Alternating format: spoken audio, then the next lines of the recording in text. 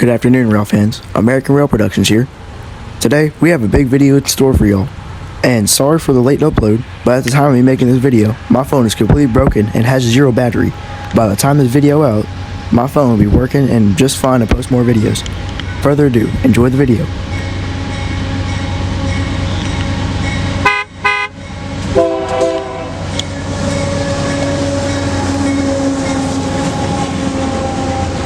As you can tell, this is a Union Pacific oil train, but where I rail fan, UP oil trains are extremely rare.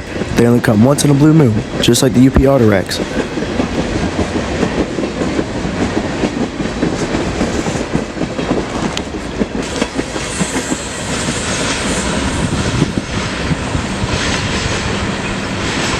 Now with our rare Union Pacific oil train past us, we can wait for the other surprise of this video.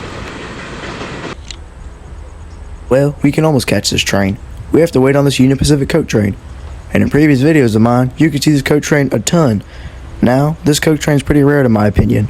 I haven't seen this train in a solid couple months, but I'm glad to see it back up and running again.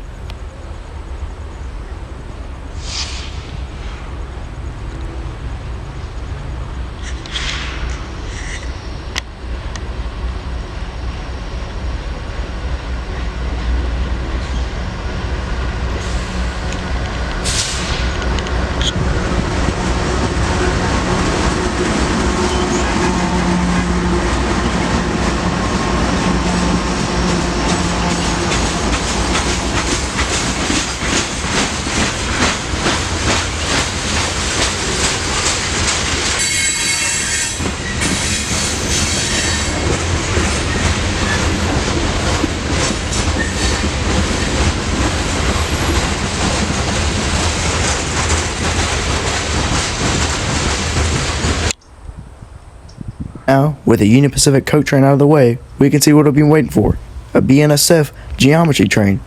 Many geometry trains have been featured on my YouTube channel, so it's nothing new, but one of the cars being an old Santa Fe car, pretty cool to see. And especially how there's only two of these cars and not a buffer car. We see many unique geo trains on my channel, but most of them with the buffer car and only one car.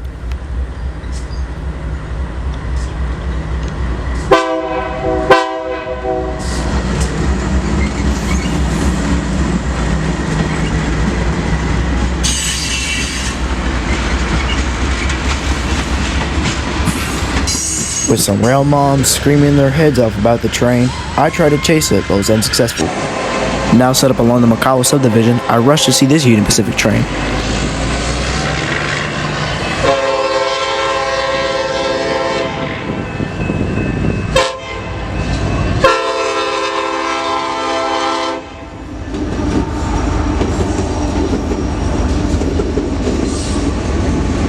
Remember the Union Pacific train later, but since we're in Pearland, might as well venture off towards TNO. Along here we have a Santa Fe Bluebonnet and a BNSF SD60 X Burlington Northern unit. Something unique about these units, they've been stuck in the yard for quite a long time now, so very cool to see them both lashed up together like this, back to back. I have personally seen 1401, the Triclops, many different times. With these old dimes working the yard, we can now let the rest of the engines do the talking for this video.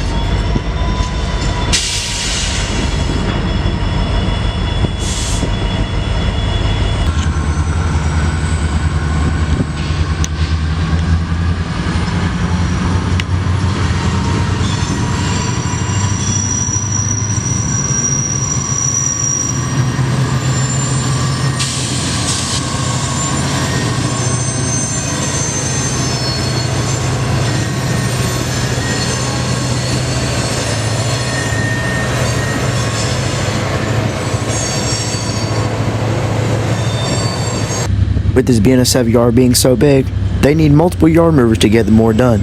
Here is one of them.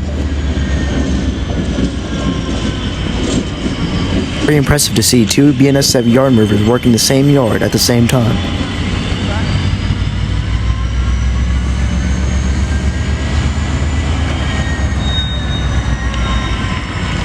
Just a couple minutes of watching those two yard movers back up into the yard, we see this Union Pacific train. Unknown symbol, but pretty cool to see.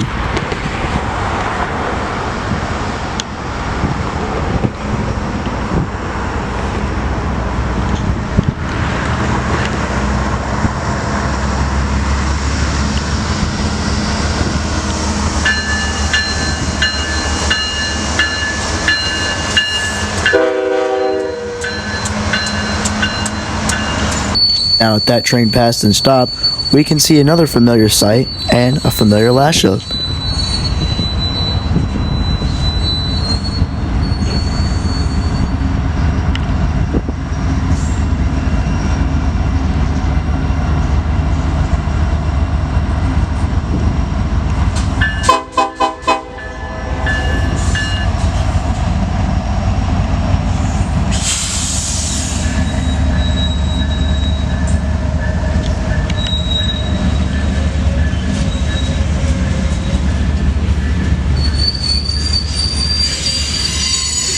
Paying more attention to the ground crews, we can really see what they're doing here.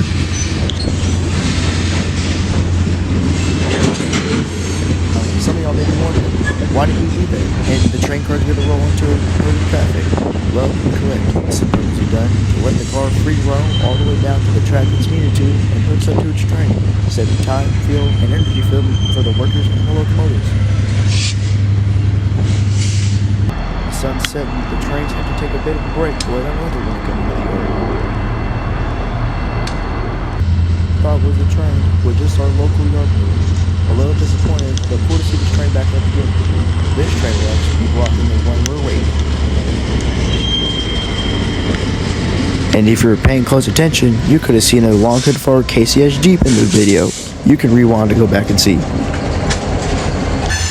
Now creeping up behind us, what was the train we're waiting for? This shows that trains are very unpredictable and could be shown right behind you and you wouldn't even know. People get killed this way. I didn't even know the train was there, and other people won't know either. Besides that, we get a cool train meet right up along here.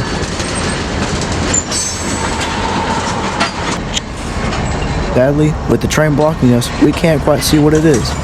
But in between the cars, we can tell. They're just ES-44s, some common locomotives that we see every day.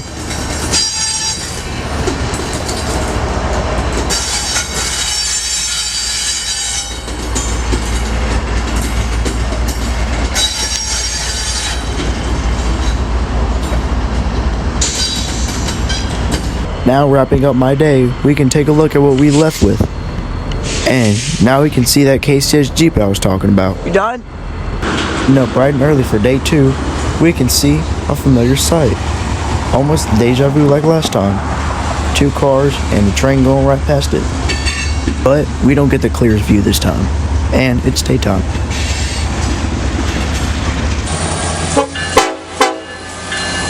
With a completely different yard mover, it's almost like the Jeep upgraded.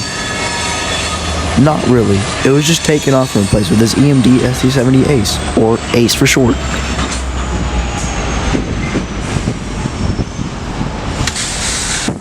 Not much going on around the yard, kinda just the same thing as last time, so I won't bore you with the train going back and forth.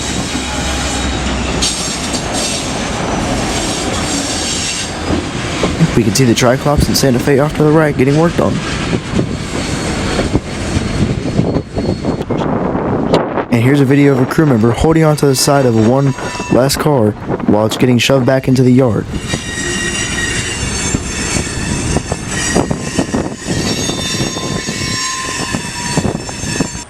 Now, after watching a train go back and forth for about an hour and a half, we set up along the McAllen subdivision with a flashing yellow. And it didn't take long for us to see what this flashing yellow was all about. The gates activated, we're in a quiet zone, also showing that trains can sneak up on you even if they're going fast. When you're out and about around the train tracks, always keep your surroundings, because the last second you see that train on you, it's gonna be the last second of you living.